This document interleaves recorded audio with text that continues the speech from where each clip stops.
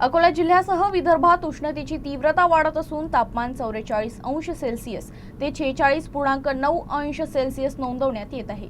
हवामान विभागाने orange alert कायम ठेवला आहे। 29 एप्रिल पासून ते 3 मे दरम्यान पावसाचा अंदाज व्यक्त करण्यात आला आहे।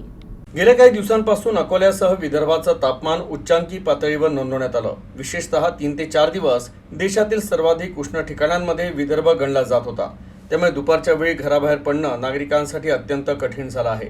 रस्त्यांवर दुपारी शुकशुकाट दिसून येत असला तरी रोजंदारीवर काम करणाऱ्या नागरिकांना पोटासाठी या कडक उन्हातही बाहेर पडावं लागत आहे।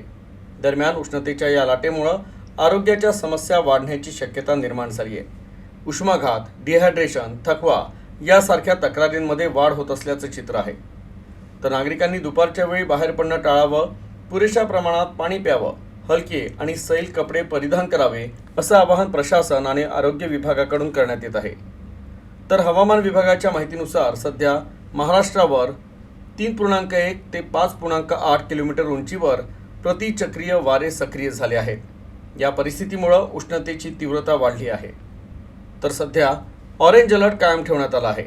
दरम्यान 29 एप्रिल ते 3 मे पर्यंत पावसाचा अंदाज व्यक्त करण्यात येत आहे।